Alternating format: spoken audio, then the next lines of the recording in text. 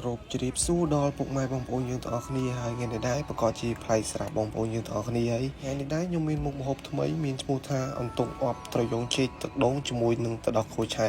ហើយបងប្អូនចង់ដឹងថារបៀបធ្វើវាម៉េចហើយរសជាតិវាម៉េចតោះកុំឲ្យខាតពេលវេលាយូរទៅមើលខ្ញុំទៅទាំងអស់គ្នាឧបគ្រឿងនៅមុខម្ហូបនេះដែរយើងមានបាទអន្ទង់ហ្នឹងហើយបងប្រុសបាទគាត់កំងយកអន្ទង់ចំនួនកន្លះគីឡូហ្នឹងហើយយើងមានជាមួយនឹងម្អមបាទហើយនេះផ្លូវកែបបាទហើយក៏ដូចជាបាទត្រយងចេកហើយបាទគ្រឿងអាចខ្វះបានដល់គោឆៅ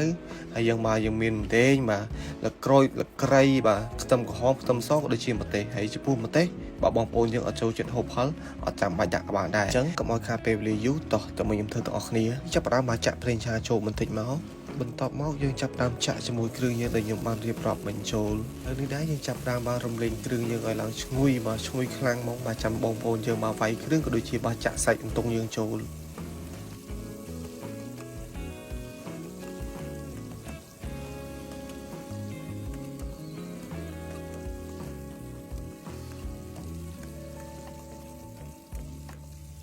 ដាក់ជាមួយបាទប្រេងខ្យងបន្តិចទៅបានហើយបងប្អូនទាំងអស់គ្នាឲ្យឡើងឈ្ងុយបន្តិចចាំយើងបាទចាក់សាច់អន្ទង់យើងចូល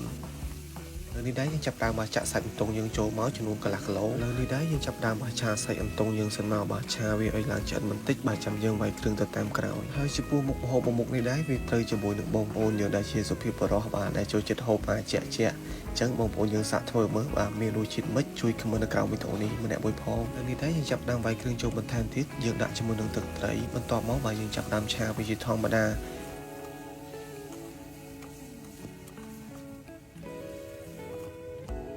ហើយនេះដែរយើងចាប់ផ្ដើមដាក់ជាមួយនឹងស្ករសហើយចំពោះអំបិលដែរបងប្អូនយើងអត់ចាំបាច់ប្រើក៏បានដែរដោយសារថាមុខម្ហូបនេះយើងហូបលក្ខណៈដូចជាឆ្នាំងភ្លើងបន្ទាប់មកយើងដាក់ជាមួយម្សៅស៊ុបក៏ដូចជាប៊ីចេងមកហើយយើងចាប់ផ្ដើមឆាវាជាធម្មតាមកចាប់ដើមបាទដាក់ត្រយងចេកបាទក៏ដូចជាភ្លើងកែបយើងចូលហើយបងប្អូនបាទធ្វើហូបផ្ទះបងប្អូនអាចមានឆ្នាំងភ្លើងកាន់តែល្អហ្នឹងហើយយើងដាក់ភ្លើងនៅក្តៅមកបាទខ្ញុំធានាថា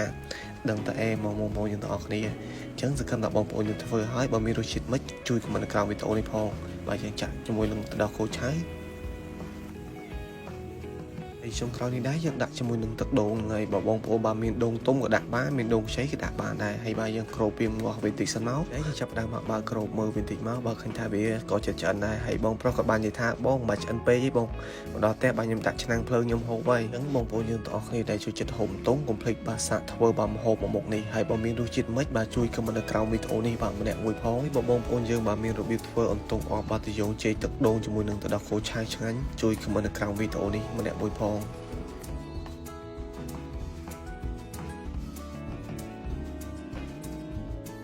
ចុងក្រោយនេះដែរបាទយើងដាក់ជាមួយនឹងម្អមឥឡូវឃើញថាបានតុងអបត្រយងចេកយើងក៏ច្រើនដែរអញ្ចឹងអរគុណច្រើនដល់ពុកម៉ែបងប្អូនយើងទាំងអស់គ្នាសម្រាប់ការចូលទស្សនាវីដេអូមួយនេះបើសិនជាខ្ញុំនិយាយទៅមានពាក្យពេចន៍អីដែលវាអត់សមរម្យសូមបងប្អូនយើងជួយខន្តីអភ័យទោសខ្ញុំផងខ្ញុំក៏សូមពឹងឲ្យបងប្អូនយើងទាំងអស់គ្នាកុំភ្លេចជួយ follow page ក៏ដូចជាជួយ share វីដេអូនេះម្នាក់មួយផងអរគុណច្រើនដល់ពុកម៉ែបងប្អូនយើងទាំងអស់គ្នាសម្រាប់ការចូលទស្សនាវីដេអូមួយនេះចុងក្រោយនេះដែរគ្រប់ជ្រាបលាជួបគ្នានៅវីដេអូក្រោយទៀតអរគុណច្រើន